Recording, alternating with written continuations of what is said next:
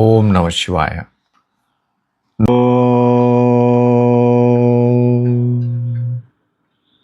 നമ ശിവായ. നർമ്മദേ ഹർ. നമസ്കാരം സുഹൃത്തുക്കളെ, എൻ്റെ പേര് അരുൺ പ്രഭു. നിങ്ങൾക്കെല്ലാവർക്കും എൻ്റെ ഈ ചാനലിലേക്ക് സുസ്വാഗതം. ഇന്ന് ഞാൻ ഈ എപ്പിസോഡിലൂടെ നിങ്ങളുമായിട്ട് ഷെയർ ചെയ്യാൻ ആഗ്രഹിക്കുന്ന വിഷയമാണ് കദംബ. ഈ പേര് നിങ്ങൾക്കെല്ലാവർക്കും സുപരിചിതമാണ്. ശ്രീ ലളിതാ സഹസ്രനാമത്തിൽ ലളിതാ ത്രിപുരസുന്ദരി കദംബ വനവാസിനി എന്ന ആ ഒരു വരി നിങ്ങൾക്കെല്ലാവർക്കും സുപരിചിതമാണ്. എന്താണ് ഈ കദംബ? അതിനുള്ള പ്രത്യേകത എന്താണ് ബെനിഫിറ്റ്സ്?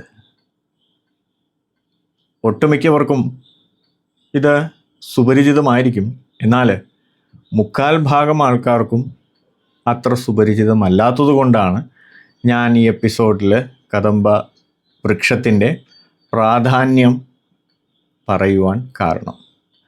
കദംബ രണ്ട് വിധമാണുള്ളത്. ഒന്ന് മഹാകദംബയും പിന്നെ സാദാ കദംബ. ഈ സാദാ കദംബ എന്ന് വിചാരിക്കണ്ട, അതായത് ചെറിയ കദംബയും വലിയ കദംബയും എന്ന് മാത്രമാണ് അതിന് വിശേഷിപ്പിക്കുന്നത്. വലിയ കദംബ അതാ മഹാകദംബയാണ് ലളിതാ ത്രിപുരസുന്ദരിക്ക് കദംബ വനവാസിനി ദേവിപ്രീതിക്ക് ആ മഹാകദംബയാണ്. അതിൻ്റെ പൂവ് വലുതായിരിക്കും. ചെറിയ കദംബ എന്ന് പറഞ്ഞാൽ മുരുകനാണ് പ്രിയം. അതുകൊണ്ടാണ് കദംബൻ എന്ന് പറയാൻ കാരണം. കന്ദ കദംബ എന്ന് പറയാൻ ആ വാക്ക് മുരുകന് ഏറ്റവും ഇഷ്ടമുള്ളതാണ്. ചെറിയ കദംബ, മുരുകന് ഇഷ്ടമുള്ള കദംബ വൃക്ഷം വർഷത്തിൽ 14 ദിവസമേ പൂക്കുള്ളൂ. അതായത് ഏപ്രിൽ മെയ് മാസമാണ് ഈ വൃക്ഷം പൂക്കുന്നത്. നമ്മുടെ തൊട്ടാവാടിയുടെ പൂ പോലെ ഇരിക്കും കദംബ വൃക്ഷത്തിൻ്റെ പൂവ്. അപ്പോൾ ഈ 14 ദിവസം ഈ പൂ വിടരുന്ന ദിവസം തൊട്ട് തമിഴ്നാട്ടിൽ നിങ്ങൾ പോവുകയാണെങ്കിൽ, ഈ ഒരു കാലയളവിൽ നിങ്ങൾ പോവുകയാണെങ്കിൽ എല്ലാ മുരുകക്ഷേത്രത്തിൽ, പ്രത്യേകിച്ച് പഴനിയിൽ, എല്ലാ സ്ത്രീകളും ആ കദംബത്തിൻ്റെ ഒരു ചെറിയ കമ്പ്, പൂവോടുകൂടിയ കമ്പ് തലയിൽ വെച്ച് ഗിരിവലം, അതായത് പഴനി മലയ്ക്ക് 3 പ്രദക്ഷിണം എടുക്കും. അതിൻ്റെ പ്രാധാന്യം എന്ന് പറഞ്ഞാൽ, ഈ 3 പ്രദക്ഷിണം, നമുക്കറിയാം പഴനി മല ഒരു എനർജൈസ്ഡ് ആണ്, ശക്തിപീഠമാണ്, ചൊവ്വയുടെ ആധിപത്യമുള്ളതാണ്. രോഗങ്ങൾ മാറ്റാൻ പാകത്തിനുള്ള എനർജി അവിടെയുണ്ട്. ഞാൻ കഴിഞ്ഞ എപ്പിസോഡിലൊക്കെ പഴനിയിലെ ഗിരിവലത്തിൻ്റെ പ്രാധാന്യത്തെപ്പറ്റി ഞാൻ പറഞ്ഞായിരുന്നു. അതായത് ഡിപ്രഷൻ, മാനസികമായിട്ടുള്ള പ്രശ്നങ്ങൾ, അത് ശാരീരികമായിട്ടാണെങ്കിലും മാനസികമായിട്ടാണെങ്കിലും എന്ത് ആരോഗ്യ പ്രശ്നങ്ങളുണ്ടോ, ഗിരിവലം എന്തുകൊണ്ടും ഉത്തമമാണ്. എല്ലാ മാസവും നമ്മൾ പഴനിയിൽ ഗിരിവലം ചുറ്റുന്നതോടുകൂടി, 3 പ്രദക്ഷിണം ചെയ്യുന്നതോടുകൂടി നമ്മുടെ ഏതൊരു തരത്തിലുള്ള രോഗമാണോ, അത് മാനസികമാണെങ്കിലും ശാരീരികമാണെങ്കിലും, പിന്നെ ദാമ്പത്യ സാമ്പത്തിക പ്രശ്നങ്ങളാണെങ്കിലും അത് മാറും. അതാണ് ആ പഴനിമല ഇത്രമേൽ പ്രാധാന്യമുള്ളത്. അതുകൊണ്ട് തന്നെയാണ് ഭോഗർ നവപാഷാണശില പഴനിയുടെ മേലിൽ മുരുകൻ്റെ ഭാവത്തിൽ പ്രതിഷ്ഠിക്കാൻ കാരണം. അപ്പോൾ ഈ കദംബ വൃക്ഷത്തിൻ്റെ ഈ പൂവായിട്ടുള്ള കമ്പ്, ചെറിയ ഒരു കമ്പ് നമ്മൾ സ്ത്രീകൾ തലയിൽ ചൂടിയിട്ട് ഗിരിവലം ചുറ്റും 3 പ്രാവശ്യം. ഈ 3 പ്രാവശ്യം ചുറ്റുന്നത് വഴി അവർക്ക് കിട്ടുന്ന ബെനിഫിറ്റ്സ്, ഇപ്പോൾ നമ്മൾ ആദ്യമായിട്ടൊക്കെ ഇത് കാണുകയാണെങ്കിൽ പെട്ടെന്ന് ചോദിക്കും, ഇവർക്ക് എന്താ വട്ടാണോ ഈ കാടൊക്കെ പറിച്ച് തലയിലിടും വെച്ചിരിക്കുന്നു എന്നൊക്കെ നമുക്ക് തോന്നും. പക്ഷേ അതിൻ്റെ സയൻറ്റിഫിക് വശം എന്ന് പറഞ്ഞാൽ, ഇതിന് കദംബക്ക് പ്രത്യേകിച്ച് ആരോഗ്യ നിലനിർത്തുന്ന കുറേ സയൻറ്റിഫിക് മെത്തേഡുണ്ട്. അത് ആയുർവേദം, സിദ്ധ ആയുർവേദത്തിൽ ഇതിന് പ്രത്യേക പ്രാധാന്യമുള്ളതുകൊണ്ടാണ് ഇങ്ങനെ ഒരു അനുഷ്ഠാനം ഈ പഴനിമലയിൽ നടക്കുന്നത്.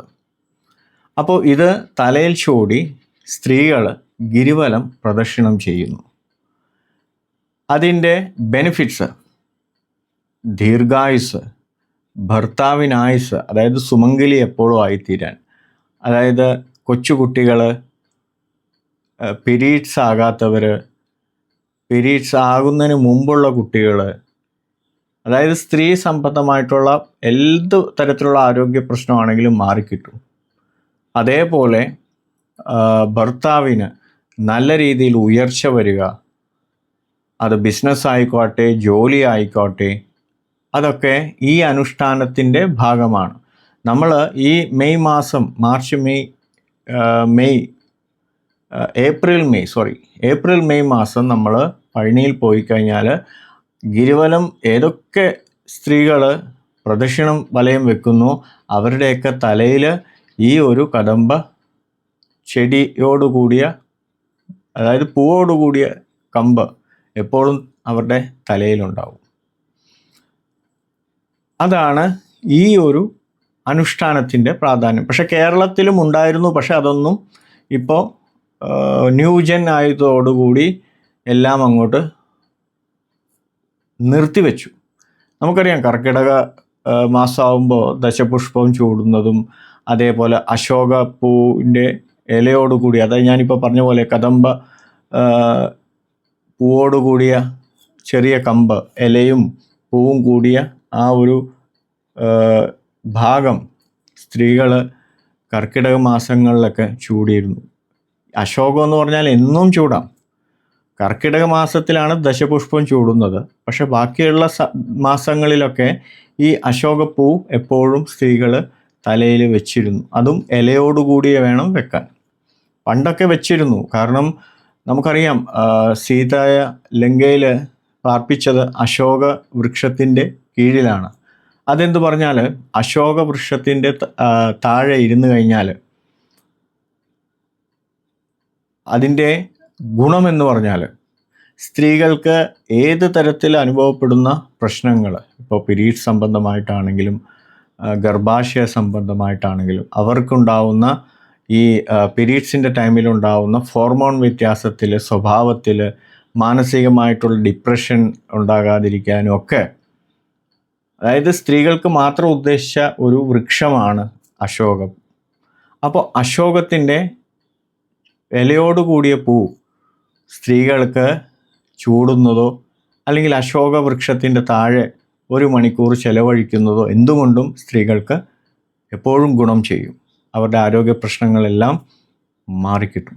അപ്പോൾ അങ്ങനെ ഒരു സംസ്കാരം നമ്മുടെ സനാതനത്തിന് ഉള്ളത് കൊണ്ടാണ് ലോകം നമ്മളെ കോപ്പി ചെയ്യുന്നത്. പക്ഷെ നമ്മൾ വിദേശ സംസ്കാരത്തിലേക്ക് പോയി രോഗങ്ങളും, ഇല്ലാത്ത രോഗങ്ങളിൽ, ഇപ്പോൾ കൊച്ചുകുട്ടികൾക്ക് വരെ ഷുഗറും പ്രഷറും ഒക്കെ ഉള്ള ആ ഒരു തലത്തിലേക്ക് നമ്മൾ പോകും.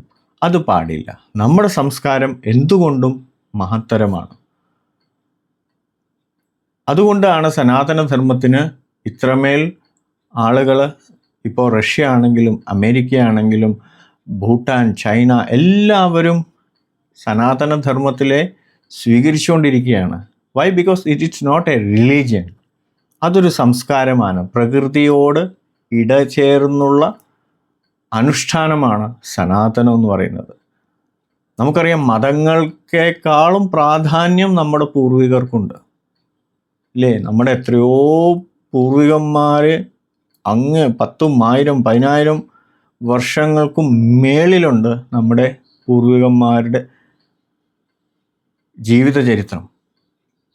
പക്ഷെ മതങ്ങൾ എന്ന് പറഞ്ഞാൽ കൂടി വന്ന ഒരു 5000 വർഷത്തിന് ഇപ്പുറത്താണ് മതങ്ങളുണ്ട്. അതിനു മുമ്പ് എൻ്റെ പൂർവികന്മാരും നിങ്ങളുടെ പൂർവികന്മാരും ജീവിച്ചിരുന്നുണ്ടായിരുന്നില്ലേ? അവർക്ക് മതമുണ്ടായിരുന്നോ? ഇല്ലായിരുന്നു.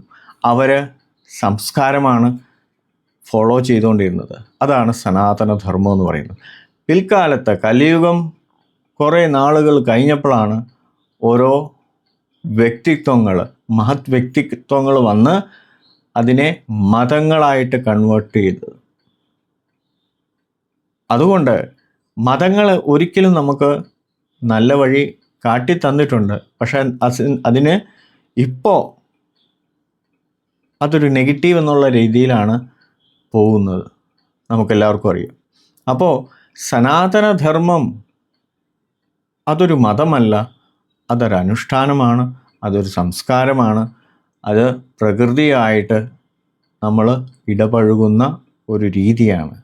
പഞ്ചതത്വങ്ങളെ, നാഗങ്ങളെ ആരാധിച്ച് അനുഷ്ഠാനങ്ങളോടെ പോകുന്ന ഒരു തത്വമാണ് സനാതനധർമ്മം എന്ന് പറയുന്നത്. വായു, അഗ്നി, ഇപ്പോൾ ഋഗ്വേദങ്ങളൊക്കെ നിങ്ങൾ റെഫർ ചെയ്താൽ വളരെ സ്ഫുടമായിട്ട് അതിൽ 5 ശക്തികളെയാണ് നമ്മൾ ആരാധിക്കുന്നത്. അപ്പോൾ നമ്മുടെ സംസ്കാരത്തിൽ നമ്മുടെ ജീവിതത്തിൻ്റെ നല്ല ഒരു ഭാവി, അതായത് നമ്മളെന്ന് വിചാരിച്ചുകൊണ്ടിരിക്കുന്നത് നമ്മുടെ ഈ സംസ്കാരം നമുക്കൊന്നും തന്നിട്ടില്ല, നമുക്ക് അങ്ങോട്ടൊന്നുമില്ല എന്നുള്ളതാണ്. പക്ഷേ ശരിയായ സംസ്കാരം അനുഷ്ഠാനമാക്കിയ ഒരു വ്യക്തിക്ക് ജീവിതത്തിൻ്റെ എല്ലാ തരത്തിലുള്ള സന്തോഷകരമായിട്ടുള്ള ജീവിതം നയിക്കാൻ പറ്റും. അവൻ്റെ ധനപ്രശ്നങ്ങൾ തീരും, അവൻ്റെ ദാമ്പത്യ പ്രശ്നം തീരും, അവൻ്റെ ആരോഗ്യ പ്രശ്നങ്ങൾ തീരും. പക്ഷേ അനുഷ്ഠാനങ്ങൾ അനുഷ്ഠിക്കുക എന്നുള്ളത് കൂടി അതിൻ്റെ പ്രാധാന്യമായിട്ട് വരുന്നു. അത് അനുഷ്ഠിച്ചില്ല എങ്കിൽ മാത്രമേ നമ്മൾ പ്രശ്നങ്ങൾ അഭിമുഖീകരിക്കേണ്ടി വരുന്നത്. ഇന്നിപ്പോൾ ഒരു 10 മിനിറ്റ് പോലും കുറച്ച് ധ്യാനത്തിന് ഇരിക്കാൻ സമയമില്ല, ഭഗവാന്റെ മുമ്പിൽ ഇരിക്കാനുള്ള സമയമില്ല. അപ്പോൾ പ്രശ്നങ്ങൾ ഉടലെടുക്കും. അപ്പോൾ നമ്മുടെ സംസ്കാരത്തെ അറിയുക. നമ്മുടെ ആരോഗ്യ സൗഖ്യത്തിന് വേണ്ടിയിട്ടാണ് സിദ്ധന്മാർ ഓരോ അനുഷ്ഠാനങ്ങൾ നമുക്ക് പകർന്നു തന്നിരിക്കുന്നത്. ആ അനുഷ്ഠാനങ്ങളെ ബഹുമാനപൂർവം സ്വീകരിച്ച് അത് നമ്മുടെ ഡെയിലി റൂട്ടീനിൽ ഒരു ഭാഗമാക്കുക. അപ്പോൾ നിങ്ങൾക്ക് ഈ എപ്പിസോഡ് ഇഷ്ടപ്പെട്ടെന്ന് വിചാരിക്കുന്നു. നിങ്ങൾക്കും നിങ്ങളുടെ കുടുംബാംഗങ്ങൾക്കും എപ്പോഴും നല്ലത് വരണേന്ന് ആഗ്രഹിച്ചുകൊണ്ട് ഞാൻ ഈ എപ്പിസോഡ് ഇവിടെ ഉപസംഹരിക്കുന്നു. നിങ്ങൾക്കെല്ലാവർക്കും എൻ്റെ വിനീതമായ നമസ്കാരം.